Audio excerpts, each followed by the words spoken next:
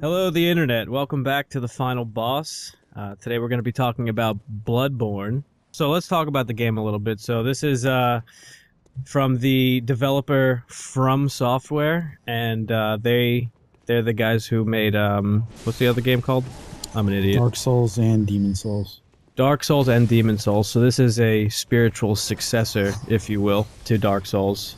How much game time do you think you have in hours wise? Oh, I would say maybe 50 hours. You get 50 hours plus in this game. It's really it's a lengthy game, which I like. What would you say for the people that are coming from Dark Souls 1 and 2 in regards to Bloodborne? Like what's the biggest deal or the biggest changes basically? Well, I've played all of the games actually except Demon Souls. I have played Dark Souls and Dark Souls 2. This has to be probably my favorite one out of all of them. And I love Dark Souls 2. Like that was the best. And this game is, to me, it's slightly easier, but still very challenging. It's not easy by any means, but if you compare them, I think I think it made it towards a bigger audience, I guess, but it's still very, very challenging.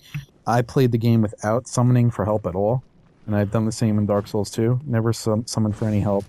What's different about this in Dark Souls 2, I would say, Dark Souls 2, you would have a shield. There's no shield in this game. There's none of that. No blocking. So you can't, like, there's no blocking move at all in There's the no game blocking whatsoever. Really? So there's just no button for it even? Like No. nothing That at seems all? pretty difficult. There's just rolling, and there's you could do your parry when you shoot your firearm, and Oh, it right, stumps right, the right. enemy, and then you could go for a visceral attack. Now, when you say summoning, you mean you can call on other real players for help, right? They could just jump into your In game. Dark Souls, same thing in Dark Souls 2 and in the other Dark And- Souls, you would summon for help. Same thing with this. If you need any help with the boss or something, and this you would ring a bell. You ring a bell. Anybody who is looking to help people would come into your game and help you out in a boss fight. And I mean, I honestly think this game is really meant not to have that. I mean, I know it's a hard, very difficult game, and casual players are going to have a lot of trouble. And Fucking casuals. and they're going to definitely utilize the bell. I think it's definitely more rewarding to do it by yourself.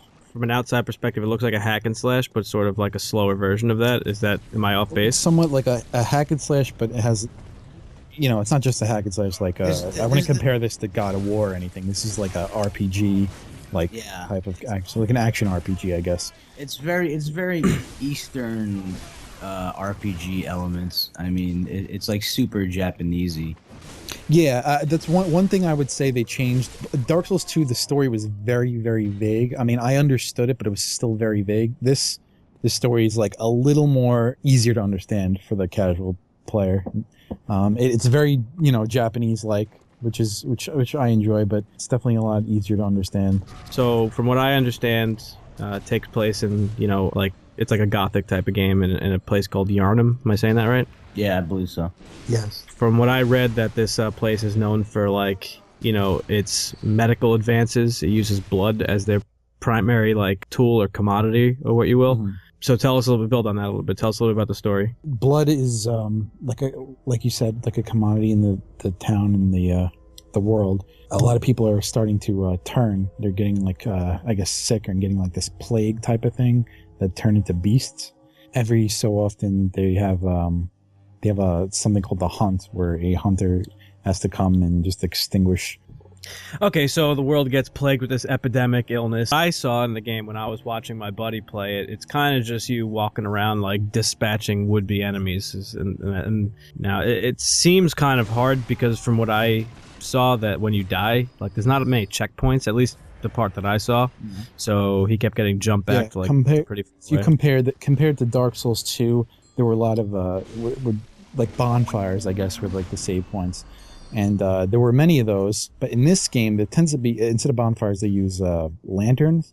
And So that's a save point? that's basically, though, that's kind of like the save point. Not really. It's like that's what you use to go back to. It's called the Hunter's Dream. That's where you level up and buy items and stuff. That's like your safe home.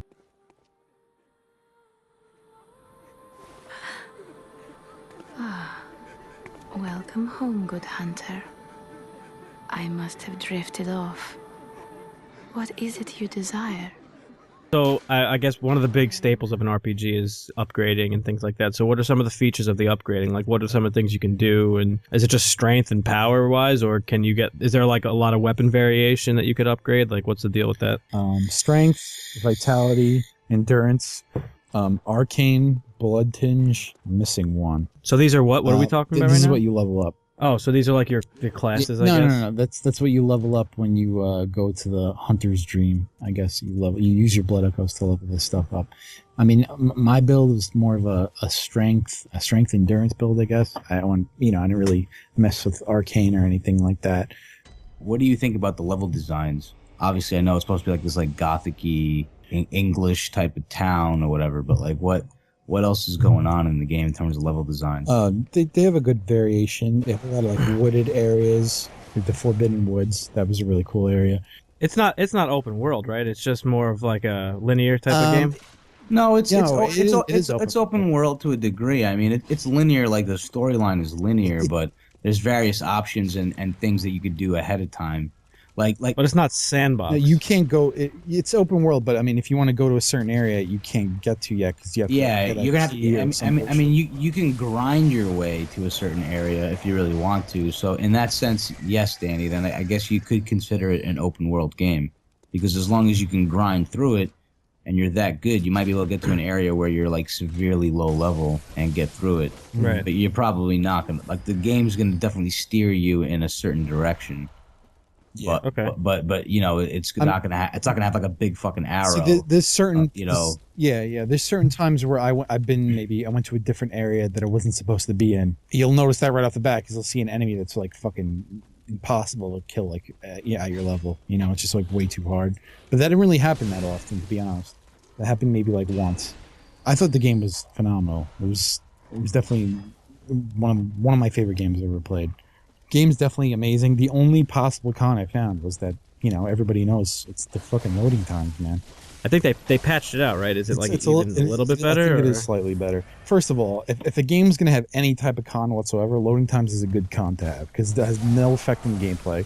It's just loading times, has nothing to do with the game, the story, or anything else. Just because, just to having a loading time, like, if you're going to have a con, that's a good con. Well, yeah, it's a good con because they can patch it, but I mean, if it makes the game totally breakable where you just can't stand it. No, I mean, it doesn't happen too often, but when it happens, you're sitting there for like a minute. How do weapons work in the game? Do you unlock them as you progress, or do you find them? You'll find them. You'll pick one up, or you'll not really. Honestly, you don't really find them very often. What happens is if you beat a boss or something, you get something called a badge, and the badge allows you to once you go back to the Hunter's Dream, the badge unlocks weapons that you can buy. Certain weapons that go with that badge. Let me tell you the weapon that I used, which is my favorite. It was the Ludwig's Holy Blade. That was my favorite. Basically, that one, it's a short like regular sword, as its regular quick attacks, and then when he puts it into his sheath becomes a massive greatsword, and he does a lot more damage with that. Pretty cool. Yeah, I liked it because you could use it like as a little sword, and then you just put it in your sheath, and you have a huge ass big sword. Now tell me about the ranged weapons. Yeah, there's some gunplay, right? Yeah. I didn't really dive too much into it. I mean, my blood tinge is kind of low. That's what really affects your that's a skill that you want to level if you're going to go that route. Now, how many different build styles are there? It's whatever you want to do. Most people, they either do my build or they'll do an arcane build. Some people level at the blood tinge and just shoot. That's not my way of things, but I don't know. I suggest the strength build. For the most part, you're going to be going in, doing like melee damage. So, I mean, if you like to do, I like the heavy hits. That's just me. I guess it's really, there's not one way to do it. So it's really what makes this game good though is you can get your health back if you get hit. Basically, if you get hit and your health comes down, you have like a couple 2-second window to get in some hits, and you can like leech your life back a little bit. So. What makes that good is you have to. It puts you like in combat. You can't be sitting around, not in combat. Even though there's no shield, you got to be like attacking. What kind of replay value does the game have? Like, can you picture yourself like in, I don't know, maybe a year or so going back and picking it up and just playing it again? I think so. If I did that though, I would probably change the build and try something different. Well, to answer that too, right? I mean, the same thing applies with the whole New Game Plus, right? Yeah, if I did do that, it would be New Game Plus, and I'd maybe change my build a little bit or something, just to get something different. New Game Plus definitely adds a lot of replay value, I'd say.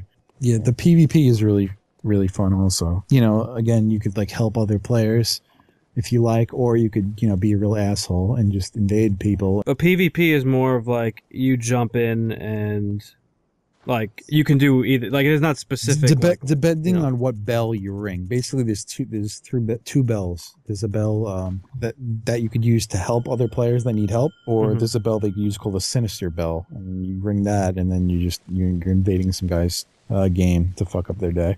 I can't really picture myself playing Dark Souls from what I've seen of it.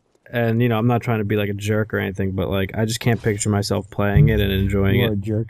I am. It just seems too like slow paced for me to like get into it. And not that I need like these crazy, fast paced games. It's just, like I said, I feel like when I play RPGs, or especially when I was watching this one, and then again, I'm just watching it, but I feel like I don't have any type of personal like stake in what's happening. I think it would change if you actually picked up and started the game yourself and just played. Very possible. If you are a casual player and you never played Dark Souls and you're jumping into this, it's a difficult game. You're going to have trouble. You're going to get frustrated. Everybody gets frustrated in this game. But what makes it rewarding is after being frustrated on a boss, like over and over dying, once you finally beat it, it's like the most satisfying, so much satisfaction out of getting that boss kill. So, I mean, it depends on the person. If you're, if you've played Dark Souls before and you're not new to video games, definitely full price, 100%. If you're a casual player, maybe wait till it goes down in price, but you won't be disappointed. Play to your strengths and you'll do good. All right, I think that about sums it up. This game has your vote of approval in a sense. So you recommend it for casual players. You recommend it for people who like the originals or people who like the original, RPGs. Definitely buy it. So it's worth $60 basically. Well, fair enough. Any final words or thoughts on the game? No, just don't invade my game. Mr. Elias? Nah, not really until I go pick it up. I mean, I'm still gonna trek along with Dark Souls 2 and then hopefully make my way to Bloodborne, but that could be a while from now. All right, well that'll do it then. So thanks everybody for listening. Leave your thoughts in the comments section below. Leave a rating if you liked the video, or even if you didn't. Let us know. And you could also watch us on Twitch. I am Dan of Earth with underscores between the words. Mr. Elias is Malaka Bro, and Andrew is, what was it, Russian Dressing? Yeah, so check us out on Twitch. We're going to be streaming some fun stuff. So thanks for hanging out, and have a good one.